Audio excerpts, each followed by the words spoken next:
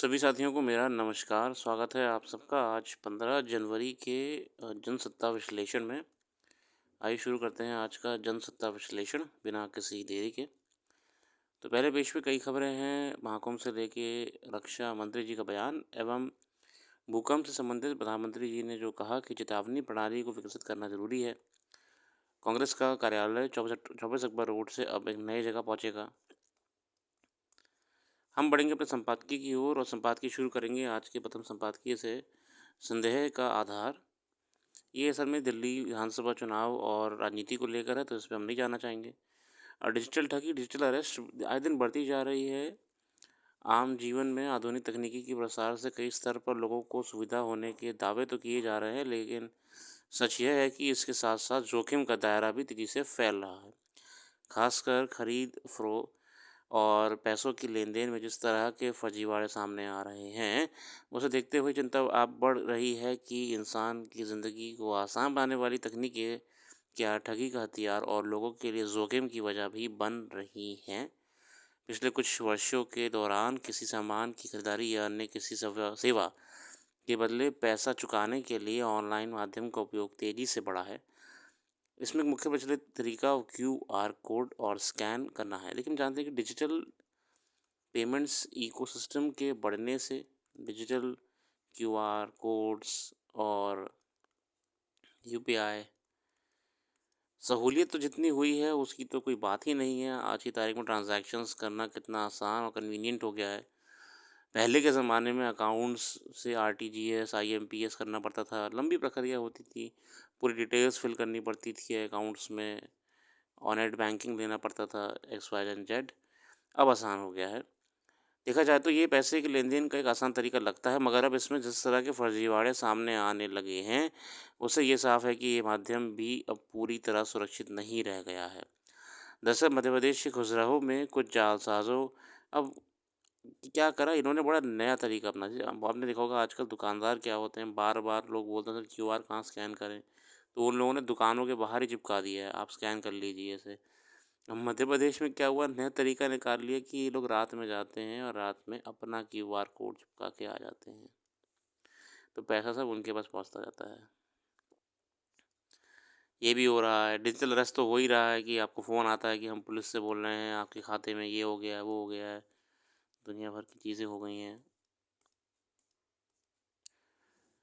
यहाँ पे सरकार को सुरक्षा तंत्र को बढ़ाना पड़ेगा, क्योंकि दायित्व तो यहाँ सरकार का ज़्यादा आता है। जारवा को मिले मताधिकार, ये जनजाति के बारे में है, के मायने। प्रमोद भार्गव साहब कहते हैं, जारवा अंडमान द्वीप समूह की प्रमुख जनजाति है। इस जनजाति के लोग आज भी आदिम जीवन जी रहे हैं। प्राकृतिक रूप से के लोग आज भी आदिम जी रहे हैं। प्राकृतिक रूप में उपलब्ध वन संसाधन ही इनकी आजीविका के प्रमुख साधन हैं। बहुत ही ट्राइबल, आज भी ट्राइबल लाइफ जी रहे हैं। स्थानीय प्रकृति और पर्यावरण से जुड़े रह कर ये अपना जीवन जीते हैं। जारवा लोग बाहरी संपर्क से अलग थलग हैं, इसी कारण उनकी अनूठी सांस्कृतिक परंपरा और भाषा बोली संरक्षित है। वे दक्षिणी और मध्य अंडमान द्वीप समूह के पश्चिमी समुद्री तट पर रहते हैं। स्थानीय प्रशासन के प्रयासों के बाद अब इस जनजातीय समूह को संवैधानिक लोकतांत्रिक धारा से जोड़े जाने की ऐतिहासिक पहल हुई है। इस समुदाय के 19 सदस्यों के नाम मतदाता सूची में दर्ज कर उन्हें मतदाता पहचान पत्र दिए गए हैं। अंडमान द्वीप समूह के मुख्य सचिव ने दक्षिण अंडमान जिले के जिरागडांग स्थित बस्ती में पहुंचकर पहली बार मतदाता बने लोगों को पहचान पत्र सौंपे। जारवा समुदाय के दिए गए पहचान पत्रों से उनकी नागरिकता सुनिश्चित हुई है, साथ ही उनकी निजता की रक्षा के लिए एक व्यापक उपाय भी है। इस पहल से उम्मीद जगी है कि भविष्य में इस द्वीप समूह के सभी लोग देश के नागरिक के रूप में मतदाता बना दिए जाएंगे। यहाँ के जिला निर्वाचन अधिकारी के मुताबिक ये भारत के लोकतांत्रिक विकास में एक ऐतिहासिक उपलब्धि है। देखिए ये तो बड़ी अच्छी बात है, ट्राइबल लोगों को भी जोड़ना मुख्य धारा से। जारवा समुदाय के लोग अंडमान द्वीप समूह के दक्षिण और मध्य तथा पश्चिम समुद्री तट पर रहते हैं। ये पूरा क्षेत्र जैव विविधता से समृद्ध है। इसे इस समुदाय ने अपनी पारंपरिक जीवन शैली के अनुरूप ढाल लिया है। इस समुदाय के साथ पहला दोस्ताना संबंध अप्रैल 1996 में हुआ था, जो बाहरी दुनिया के साथ उनके संपर्क में एक अहम मोड़ साबित हुआ।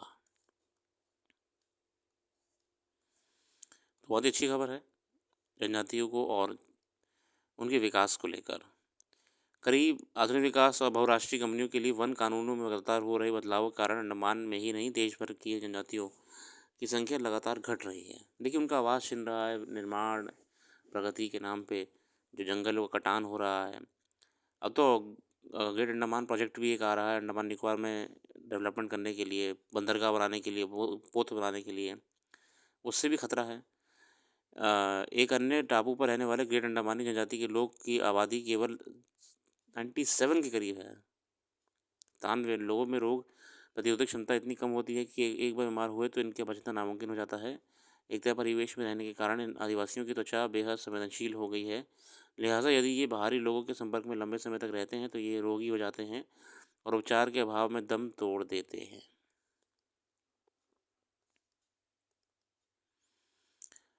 और जनजातियों के विकास के लिए सरकार ने ये अच्छी पहल करी है, उनको मुख्यधारा जोड़कर हम उनको और देश के विकास में भागीदारी भी बना सकते हैं। आगे देखते हैं, मकर संक्रांति की कई जगह मनाया गया है।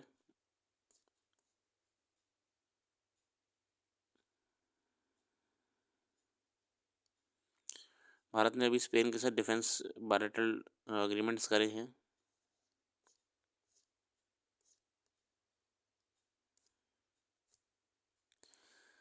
इसी के साथ आज के लिए इतना रखते हैं। अपना कीमती समय देने के लिए बहुत बहुत धन्यवाद। कल फिर आएंगे नई वीडियो के साथ। इस बीच आप हमारी वेबसाइट को ज़रूर विजिट करिएगा, उसका लिंक डिस्क्रिप्शन में मौजूद है। आपको डिटेल में और करंट अफेयर्स वहाँ पे जानने को मिलेगी। Thank you.